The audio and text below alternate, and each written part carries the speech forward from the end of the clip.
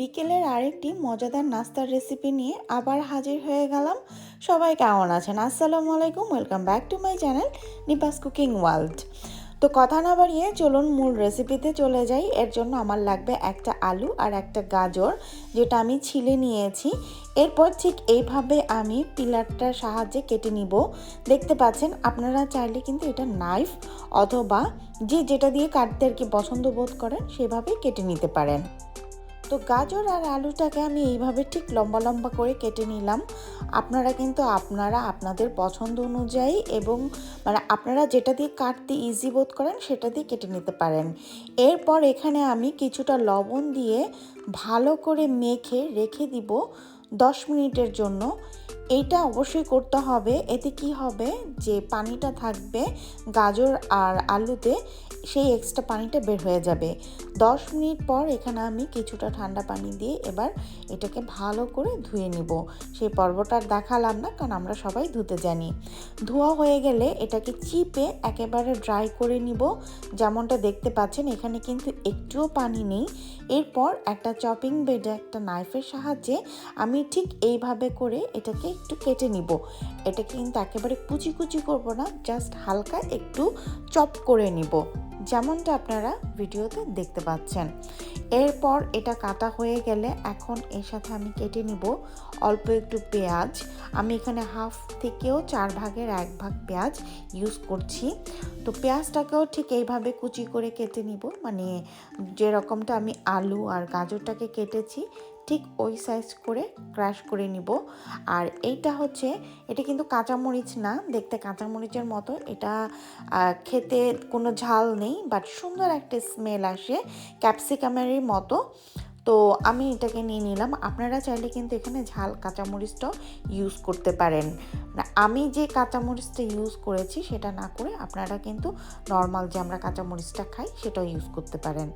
এরপর সব একসাথে নিয়ে এখানে দিয়ে দিব একটা ডিম। আপনারা যদি কোয়ান্টিটি বেশি করেন, 2টা আলু 2টা গাজর দিয়ে করেন, এখানে তখন আপনারা 2টা ডিম ইউজ করবেন।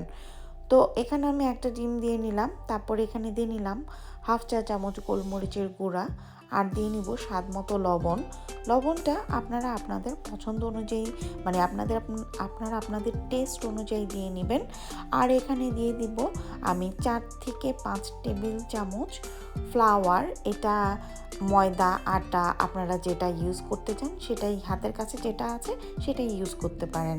আমার ভিডিওটা না টেনে আপনাদের দেখার অনুরোধ রইল। আমার ভিডিওটা যদি আপনাদের ভালো লেগে থাকে তাহলে প্লিজ চ্যানেলটাকে সাবস্ক্রাইব করে পাশে থাকা বেল বাটনটা অন করে দিবেন, এবং আমার ভিডিওটা আপনাদের ফ্রেন্ডস অ্যান্ড ফ্যামিলির কাছে শেয়ার করার অনুরোধ রইল।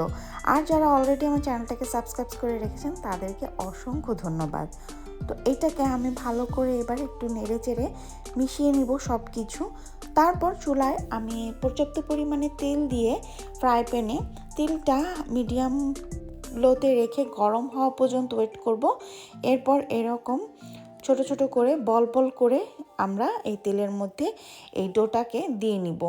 যদিও আমারটা বল হচ্ছে না, আপনারা ট্রাই করবেন ঠিক এরকম বল বল করে দেওয়ার জন্য। আর যদি না হয় তাহলে কিছু করার নাই। তো এইভাবে সবগুলো দিয়ে মিডিয়াম আঁচে রেখে এটাকে আমি ভেজে নিব যতক্ষণ পর্যন্ত না এটার কালারটা গোল্ডেন ব্রাউন হয়ে না আসে।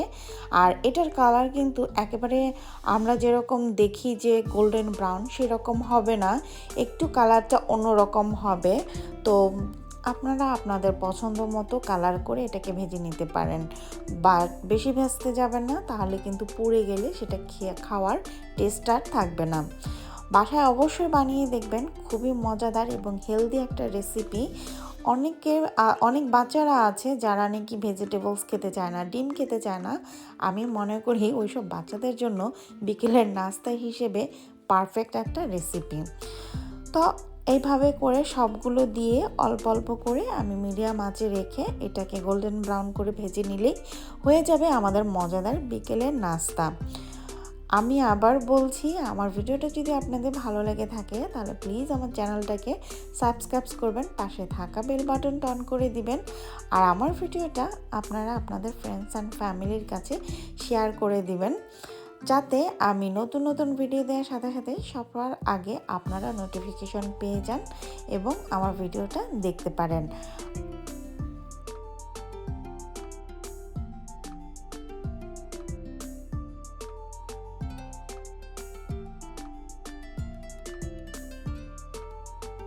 তো ঠিক এই পর্যায়ে আসার পর আমি একে একে সবগুলো তুলে নিব। তুলে নিয়ে হয়ে গেল আমাদের মজাদার বিকেলের নাস্তা। আজকে তাহলে এই পর্যন্ত, সবাই ভালো থাকেন। আল্লাহ হাফেজ, আসসালামু আলাইকুম।